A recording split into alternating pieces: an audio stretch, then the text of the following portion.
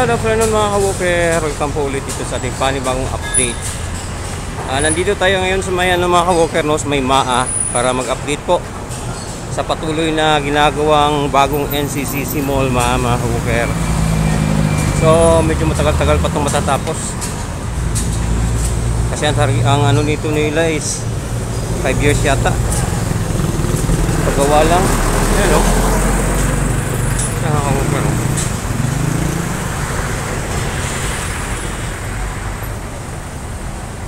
Dami nilang ano dito. Ayan o. Medyo matagal-tagal pa to. Malalaking ano, haligi. So tawid tayo dun sa may kabila, malapit na po sa SNR shopping, membership shopping, para makita natin yung harap mga ka-walker, no.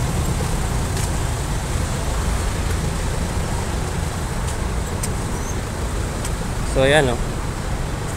At least ginagawa na siya ngayon. Makita nyo naman.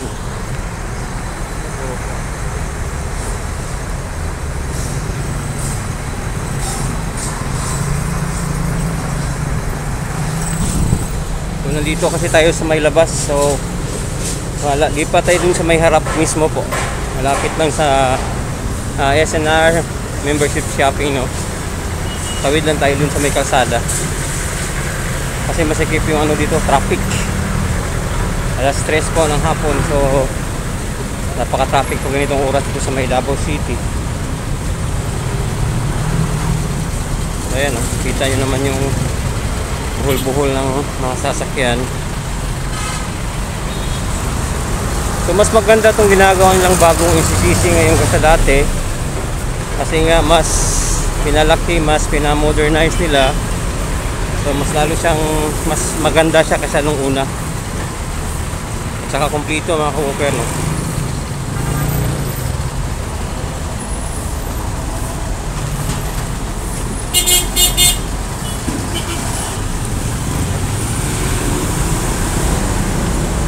Ayan. So nandito na tayo. Ayan mga ka-walker. So maglalakad na ako dito para pag nakatawid ako dun mamaya sa kabila, nakikita natin yung itsura mismo ng gusali po ng NCCC Mall MAA. So salamat po sa, gusto ko lang po magpasalamat sa palagi ko pong sinasabi sa mga solid supporters po. Maraming salamat. Dahil tinitiis niyo pong panuorin na yung mga video kahit medyo minsan magalaw. Kasi nga po, wala pa tayong pangbili ng ano, wala pa tayong pangbili ng gimbal talaga, stabilizer. So pag nakasahod na tayo sa YouTube, bibili tayo po.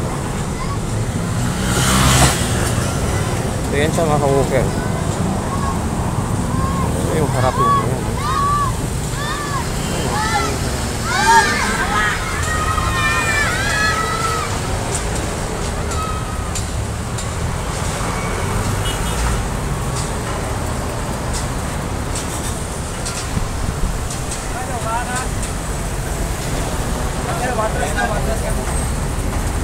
So tawid tayo dun sa kabilang kalsada. Kasi mahirap dito, nasa tabing kalsada tayo, ang daming sasakyan.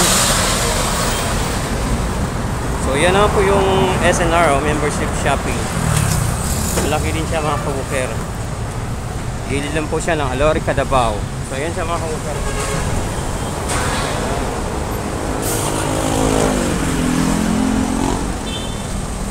So kailangan kong tumawid kasi ay para makita nyo yung ano, kabuuan ng gusali. Meron ditong ano, yung kanilang perspective, pero parang ano na siya, na wala na yung ano niya. Kasi nga naluma. So tawid tayo mga ka-walker kasi nandito tayo mismo sa harap po. So hindi natin siya makikita ng buo. Bagong NCCC Mall MAA. Ayan, medyo matagal-tagal pa yung matapos. Kasi 5 years yata yung target ng paggawa. Mas pinaganda siya mga ka-walker, mas ano no, mas inano siya kasi para masiguro yung ano, ligtas ng gusali.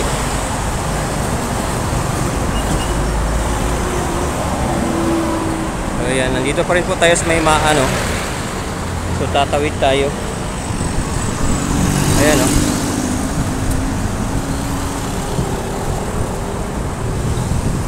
So ayan, ang ganda na ng ano dito. Ano ng kalsada. Kailangan natin tumawid. So kailangan natin mag-stop yung traffic doon para makatawid tayo mga ka-walker. Mahirap tumawid dito banda kasi.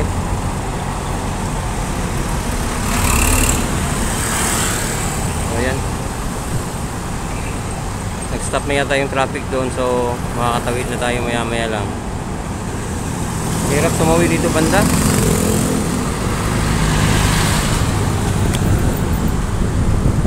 So ayan, nakatawid na tayo mga ka-walker, no? Kumaharurot yung mga sasakyan dito banda. So ayan. So yun siya mga ka-walker, oh. Ayun.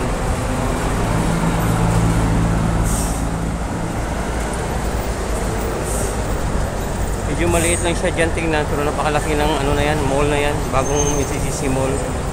Kasi sinagad talaga nila yung area. Hindi ko lang alam kung ano ang ano niyan, floor area ng gusaling yan.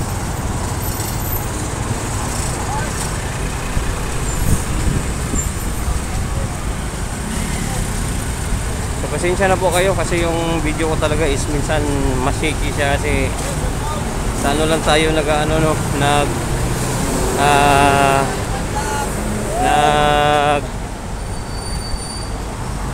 video sa ating cellphone. Wala pa kasi tayo talagang magandang gamit. So ayan nyo po kasi malapit ko na po makuha yung pinakaunang sahod ko sa YouTube. So bibili tayo ng magandang ano, bibili tayo ng magandang stabilizer po. Shout out, sir. Shout out.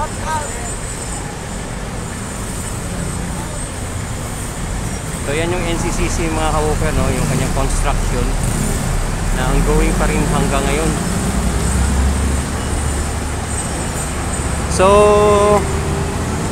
nung dating MCCC, palagi kami pumupunta diyan. Yan kasi namimili ng mga ano, nag-grocery, namimili ng mga damit kasi napakamura. At saka napakatibay ng kanilang paninda kasi talagang authentic, original talaga yung iba.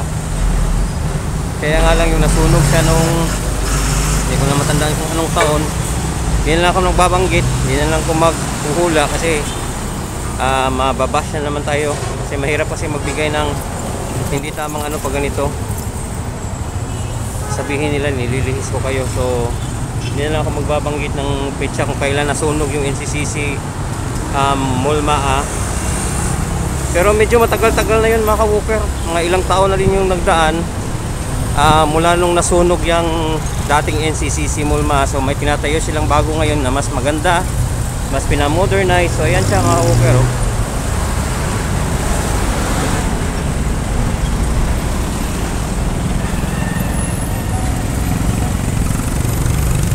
So ongoing pa rin yung kanyang construction. Ayan.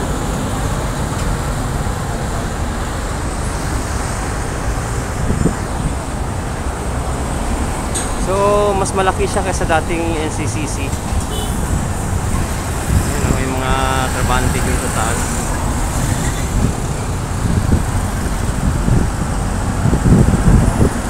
Mas gusto ko talagang pagandahin tong aking vlog kasi nga lang kahit anong gawin ko kasi cellphone lang talaga gamit ko, wala pa tayong pambili mga ka-walker, no.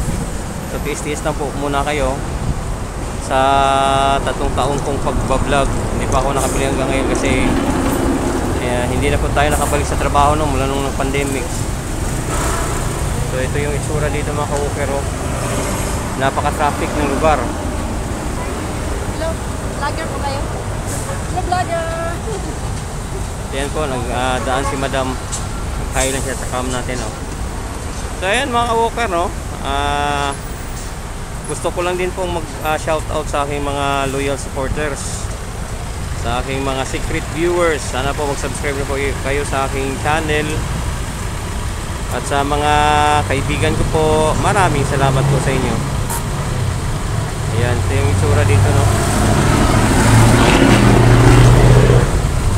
So, napakaganda ng ano na yan. Kasi nung hindi pa yan bagong lagay pa lang yung perspective nila, yung tart nila dyan, napakagandang NCCC to.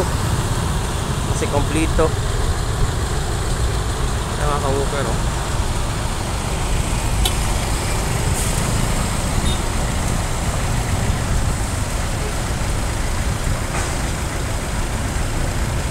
So sa susunod na mga araw, pupunta naman tayo dun sa may ano, no, sa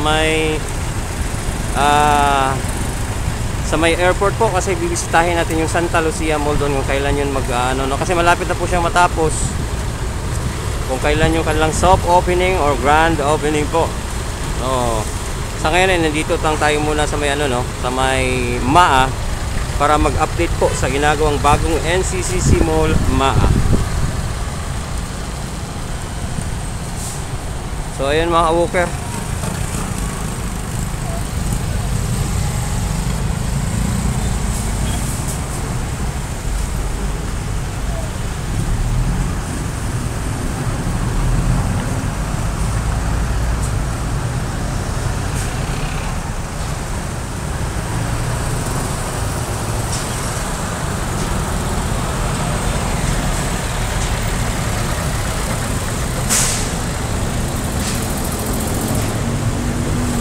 So ayun mga ka-woofer, hanggang dito na lang muna po ang ating vlog ngayong hapon.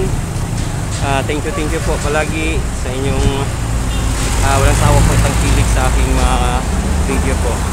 So hanggang sa susunod na ating vlog mga ka-woofer, God bless you all.